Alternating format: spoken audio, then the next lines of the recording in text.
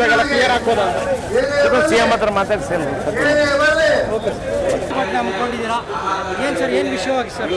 Sir, ಈಗ ರಾಜ್ಯ ಸರ್ಕಾರ ಒಂದು ದ್ವಂದ್ವ ನೀತಿನ ತಂದಿದೆ. ನಮ್ಮ ರಾಜಧಾನಿನ ಎಲ್ಲನ ಒಂದು ಕಡೆ ತಗೋಬೇಕಾಗಿರ್ತಕ್ಕಂಥದ್ದು ಕಾನೂನಲ್ಲಿ ಇರ್ತಕ್ಕಂಥದ್ದು.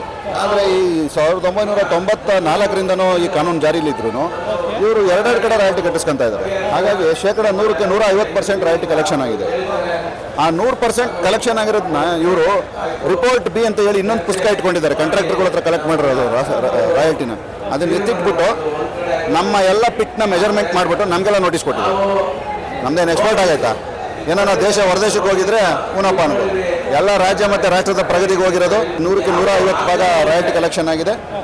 ಹಾಗಾಗಿ ನಮಗೆ ಕೊಟ್ಟಿರ್ತಕ್ಕಂಥ ನೋಟಿಸ್ನ ರದ್ದುಗೊಳಿಸಿ ಕಾನೂನನ್ನ ಒಂದು ಕಡೆ ಮಾತ್ರ ತಗೊಳ್ಳೋಂಥ ಹೊಸ ಕಾನೂನನ್ನ ನೀವು ಜಾರಿ ಮಾಡಬೇಕು ಅಂತೇಳಿ ನಾವು ಪ್ರತಿಭಟನೆ ಮಾಡ್ತೀವಿ. 2006ರಿಂದ ರಾಯಲ್ಟಿ ಕಟ್ಟಬೇಕು ಅಂತ ಕೇಳ್ತಿದ್ದಾರೆ. 2006ರಿಂದ ಹಿಡಿದು ಇವತ್ತು ತನಕ ಏನೋ ಒಂದು ಇಮ್ಯಾಜಿನರಿ ಫಿಗರ್ಸ್ ಇರುತ್ತಲ್ಲ, ಪಿಕ್ಚರ್ಸು ಸ್ಯಾಟಲೈಟ್ದು, ಅದ್ರ ಮೇಲ್ಗಡೆ ಮೆಜರ್ಮೆಂಟ್ ಮಾಡ್ತಾರಂತೆ. ಅಂತ ಅವೈಜ್ಞಾನಿಕ ರೀತಿಯಲ್ಲಿ ಯಾರಾನ ಮಾಡಿ ನೋಟಿಸ್ ಕೊಟ್ಟರೆ ಯಾರಾನ ಬರ್ಸೋಕ್ಕಾಗುತ್ತಾ? ಇಂಥ ಮೂರ್ಖತನಕ್ಕೆ, ಇಂಥ ಮೂರ್ಖ ಇದಕ್ಕೆ ಸರ್ಕಾರ ಕೈ ಹಾಕಿದೆ. ಸಚಿವರು ಏನಂದ್ರು ಸರ್ ನಿಮ್ಮ ಅರ್ಜಿ ತಗೊಂಡ್ರೆ? ಸಚಿವರಿಗೆ ಇದು ಮಂದಟ್ಟಾಗಿದೆ. ಅವರು ನಮಗೆ ವಾಗ್ದಾನ ಕೊಟ್ಟಿದ್ದಾರೆ ಇದನ್ನು ಬಗೆಹರಿಸ್ತೀವಿ ಅಂತ ಹೇಳಿ. 10 ದಿನಗಳ ಕಾಲ ನಾವು ಅವರು ಕಾಲಾವಕಾಶ ಕೊಡಬೇಕು. ಅದಾದ್ಮೇಲಿಂದ ನಾವು ರಾಜ್ಯಾದ್ಯಂತ ಬಂದ್ ಮಾಡಿ ನಮ್ಮ ಅಧ್ಯಕ್ಷರ ಮುಖಾಂತರ ಘೋಷಣೆ ಮಾಡಿಸಿ ಎಲ್ಲೂ ಎಂಸ್ಯಾಂಡು ಜಲ್ಲಿ ಸಿಗದಂಗೆ ರಾಜ್ಯದಲ್ಲಿ ನಾವು ನೋಡ್ಕೊತೀವಿ. ನಮ್ಮ ಹೆಸರು ಮತ್ತೆ? ಭಾಸ್ಕರ್ ಅಂದ್ಬಿಟ್ಟು ಪ್ರಧಾನ ಕಾರ್ಯದರ್ಶಿ, union of Karnataka stone crusher and quarry owners association.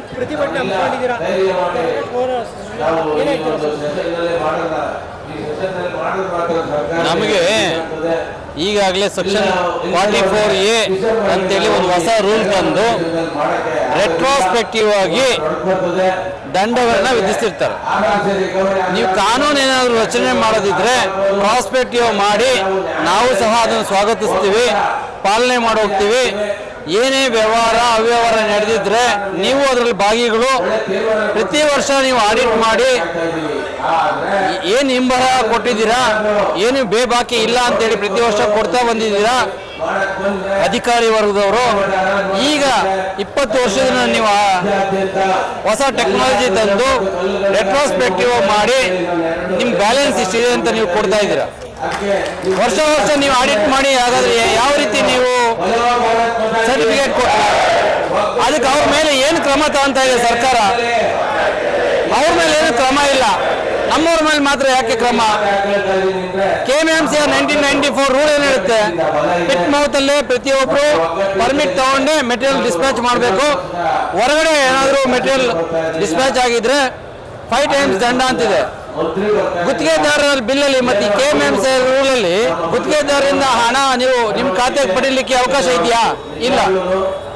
ಅವಕಾಶ ಇಲ್ಲ ಅಂದ್ಮೇಲೆ ನೀವು ಯಾಕೆ ಕಾನೂನು ಉಲ್ಲಂಘನೆ ಮಾಡ್ತಾ ಇದ್ದೀರಾ? KMMC ರೂಲ್ನ ಉಲ್ಲಂಘನೆ ಮಾಡ್ತಾ ಇರುವಂತ ನಿಮ್ಮ ಅಧಿಕಾರಿಗಳಿಗೆ ಏನು ಕ್ರಮ ತಗೊಂಡಿದ್ದೀರಾ? ನಿಮಗೊಂದು ಕಾನೂನು, ನಮಗೊಂದು ಕಾನೂನಾ? ನೀವು ಸುಮ್ಮನೆ ಇಷ್ಟು ದಿವಸದಿಂದ ಅವ್ಯವಹಾರಗಳು ದಂಧೆಗಳೆಲ್ಲ ನಡೆಸಿ ಎಲ್ಲದಕ್ಕೂ ಸರ್ಟಿಫಿಕೇಟ್ ಕೊಟ್ಟು ಈಗ ನೀವು ನಮ್ಮನ್ನ ತಪ್ಪಿಸ್ತಾ ಮಾಡಿ ರೆಟ್ರೋಸ್ಪೆಕ್ಟಿವ್ ಆಗಿ ದಂಡ ವಿಧಿಸಿದ್ರೆ ನಾವು ಎಲ್ಲಿಂದ ಭರಿಸ್ಲಿಕ್ಕಾಗತ್ತೆ? ಅದನ್ನ ನಾವು ಸಹ ಪಬ್ಲಿಕ್ ಸರ್ವ್ ಮಾಡಿರ್ಬೋದು. ಹಣ ರಾಜ್ಯಕ್ಕೆ ನಮ್ಮ ರಾಜ್ಯಕ್ಕೆ ನಮ್ಮಿಂದ ಸಲ್ಲಿಸಬೇಕಾದಂಥ ರೆವಿನ್ಯೂ 1.1% ಸಹ ಮೋಸ ಆಗಿಲ್ಲ. ಆದರೆ ನೀವು ಸ್ವೀಕರಿಸಿದಂಥ ರೀತಿ ಬೇರೆ ಇದೆ. 25% ಲೀಸ್ ಹೋಲ್ಡರ್ಸ್ ಇಂದ 75% ಗುತ್ತಿಗೆದಾರರ ಬಿಲ್ಗಳಿಂದ ಸಂಗ್ರಹಿಸಿ ಇವತ್ತು ನೀವು ಹೇಳ್ತಾ ಇದ್ದೀರಾ 25% ಮಾತ್ರ ಬಂದಿದೆ, 75% ಒಮ್ಮೆಲೆ ಕಟ್ಟಿ ಅಂತ ನಮಗೆ ಮತ್ತೆ ಕಲೆಕ್ಟ್ ಮಾಡಿದ್ರೆ ಗುತ್ತಿಗೆದಾರರ ಅಂತ ಸಂಗ್ರಹಿಸಿರ್ತಕ್ಕಂಥ ಹಣ ವಾಪಸ್ ಕೊಡ್ತೀರಾ? ಸಚಿವರು ಏನಂದ್ರು ಸರ್?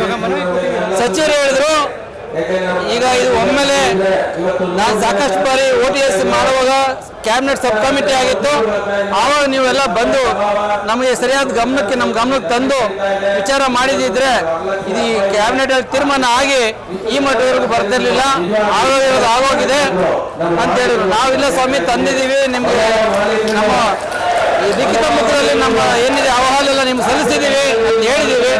ಆಯ್ತು, ಅದು ವಿಚಾರ ಮಾಡೋಣ, ಅಧಿಕಾರಿಗಳನ್ನೆಲ್ಲ ಕರಿತೀವಿ. ಮುಖ್ಯಮಂತ್ರಿಗಳು ಸಹ ಇದನ್ನು ಗಮನಕ್ಕೆ ತಂದು ತ್ವರಿತವಾಗಿ ಸಾಲ್ವ್ ಮಾಡೋಂಥ ವಿಚಾರನ ಮಾಡ್ತೀವಿ. ನೀವು ಅದ್ರ ಬಗ್ಗೆ ಆತಂಕ ಪಡ್ತಕ್ಕಂಥದ್ದು ಬೇಡ, ಆದಷ್ಟು ಬೇಗ ಸಾಲ್ವ್ ಮಾಡೋದ್ರಲ್ಲಿ ನೋಡೋಣ. ನೀವು ಸಹ ಸರ್ಕಾರದ ಜೊತೆ ಒಟ್ಟಿಗೆ ಇರಬೇಕು ಅನ್ನೋ ಮಾತನ್ನ ಹೇಳಿದ್ದಾರೆ. ನಾವು ಈ ಸೆಷನ್ಸ್ ಮುಗಿಯೋವರೆಗೂ ಕಾದು ನೋಡ್ತೇವೆ. ಸೆಷನ್ಸ್ ಮುಗಿಯೋದೊಳಗೆ ಸರ್ಕಾರ ನಮ್ಮ ಮಾತು ಸ್ಪಂದಿಸಿಲ್ಲ ಅಂದರೆ ನಮ್ಮ ಒಕ್ಕೂಟದ ಅಧ್ಯಕ್ಷರು ಸೂಕ್ತ ನಿರ್ಧಾರ ತಗೊಳ್ತಾರೆ. ಆ ನಿರ್ಧಾರಕ್ಕೆ ನಮ್ಮ ಎಲ್ಲ ಜಿಲ್ಲೆಯ ಅಧ್ಯಕ್ಷರು, ಎಲ್ಲ ಜಿಲ್ಲೆಯ ಲೀಸ್ ಹೋಲ್ಡರ್ಸ್ಗಳು ಸಹ ಬದ್ಧರಾಗಿರ್ತವೆ. ನಾವು ಒಮ್ಮೆ ನಿಲ್ಲಿಸಿದ್ರೆ ನಮ್ಮ ಸಮಸ್ಯೆ ಬಗೆಯವರೆಗೂ ಯಾವುದೇ ಕಾರಣಕ್ಕೂ ಬರಲ್ಲ. ನಿಮ್ಮ ಗುಂಡಿಗಳು ಮುಚ್ಚಲ್ಲ. ನೀವು ಇವತ್ತೇನು ವಿಧಾನಸೌಧದಲ್ಲಿ ಕೂತಿದ್ದೀರಾ, ಆ ವಿಧಾನಸೌಧ ಕಟ್ಟಕ್ಕೂ ನಾವೇ ಮೂಲಭೂತ ಕಾರಣಕರ್ತರು. ನೀವು ರಸ್ತೆಯಲ್ಲಿ ಓಡಾಡಬೇಕಾದ್ರೆ ಆ ಒಳ್ಳೆ ರಸ್ತೆಗೂ ನಾವೇ ಕಾರಣಕರ್ತರು, ಎಲ್ಲದಕ್ಕೂ ನಾವೇ ಕಾರಣಕರ್ತರು. ಆದರೆ ನಮ್ಮನ್ನ ಯಾಕೆ ಬಲಿಪಶು ಮಾಡ್ತೀರಾ? ಬೇರೆ ಬೇರೆ ನೀವು ಉದ್ಯಮಿಗಳಾದ ರೆಡ್ ಕಾರ್ಪೆಟ್ ಹಾಕಿ ಅವ್ರಿಗೆ SEZ ಮಾಡಿಕೊಟ್ಟು, ಟ್ಯಾಕ್ಸ್ ಎಕ್ಸೆಂಪ್ಷನ್ ಕೊಟ್ಟು, ಯಾವುದೇ ಹೆಬಿಟೇಟ್ಸ್ ಬರ್ತಿದ್ದಂಗೆ ಎಲ್ಲ ಇನ್ಫ್ರಾಸ್ಟ್ರಕ್ಚರ್ ಕೊಟ್ಟು ಮಾಡಿಕೊಡ್ತೀರಾ. ನಮ್ಮಂತ ಟ್ಯಾಕ್ಸ್ ಪೇಯರ್ಸ್ಗೆ ಲೋಕಲ್ ಆಗಿ ನಮ್ಮ ಕಾಲ ಮೇಲೆ ನಾವು ನಿಂತು 4 ಜನ ಎಂಪ್ಲಾಯ್ಮೆಂಟ್ ಕ್ರಿಯೇಟ್ ಮಾಡಿರ್ತಕ್ಕಂಥ ನಮ್ಮಂತವ್ರಿಗೆ ನೀವೇನು ಮಾಡ್ತಾ ಇದ್ದೀರಾ? ಪಾಲಿಸಿಗಳನ್ನ ಯಾವ ರೀತಿ ಮಾಡ್ತಾ ಇದ್ದೀರಾ? ಆ ಪಾಲಿಸಿಯಲ್ಲಿ ನಾವು ಪಾಲನೆ ಮಾಡಕ್ಕೆ ಆಗದಿದ್ದಂತ ಸಿಂಪ್ಲಿಫೈ ಮಾಡಕ್ಕೆ ಆಗದೆ ನೀವು ಏನೇನೋ ಪಾಲಿಸಿ ಮಾಡಿ ಅದು ಕ್ಲಿಷ್ಟಕರ ಮಾಡ್ತಾ ಇದ್ದೀರಾ. ಅದನ್ನೇ ಎಲ್ಲ RDA ಕಾರ್ಯಕರ್ತರು ಹಾಕೊಂಡು ಅದು ಮಾಡಿಲ್ಲ ಇದು ಮಾಡಿಲ್ಲ ರೂಲ್ಸ್ ಪ್ರಕಾರ ಅಂತೇಳಿ ನಮ್ಮನ್ನು ಸುಲಿಗೆ ಮಾಡ್ತಾ ಇದ್ದಾರೆ. ಹಾಗಾಗಿ ಕಾನೂನನ್ನು ಸರಳೀಕರಣಗೊಳಿಸಿ ಎಲ್ಲರೂ ಪಾಲನೆ ಮಾಡಿ ಭ್ರಷ್ಟಾಚಾರ ಕಮ್ಮಿ ಆಗುತ್ತೆ. ರಾಜ್ಯಕ್ಕೂ ಸಹ ಈಗ ನೀವೇನು ಕಲೆಕ್ಷನ್ ಮಾಡ್ತಾ ಇದ್ದೀರಲ್ಲ, ನಾವು ಚಾಲೆಂಜ್ ಮಾಡಿ ಹೇಳ್ತೀವಿ, ಇದ್ರ 3 ಪಟ್ಟು ನಾವು ರೆವಿನ್ಯೂ ಕಲೆಕ್ಷನ್ ಮಾಡಿ ಕೊಡ್ತೀವಿ. ಇಂಡಿವಿಜುವಲ್ ಅಲ್ಲಿ ಕಲೆಕ್ಟ್ ಮಾಡಿ ನೀವೇನು ಇವತ್ತು ನೀವು ರಾಜ್ಯಕ್ಕೆ ರೆವಿನ್ಯೂ ಬರ್ತಾ ಇದೆ, ಇದ್ರ 3 ಪಟ್ಟು ರೆವಿನ್ಯೂ ಬರೋ ರೀತಿ ನಾವು ಮಾಡಲಿಕ್ಕೆ ನಾವು ಸಿದ್ಧರಿದ್ದೀವಿ. ರೆವಿನ್ಯೂ ನಾವು ಕಮ್ಮಿ ಮಾಡಿ ವಂಚಿತ ಮಾಡಿ ಅಂತ ನಾವು ಹೇಳ್ತಾ ಇಲ್ಲ. ಪಾಲನೆ ಮಾಡೋ ರೀತಿನೇ ಕರೆಕ್ಟ್ ಆಗಿರಲಿ, ಸಿಂಪ್ಲಿಫೈ ಆಗಿರಲಿ.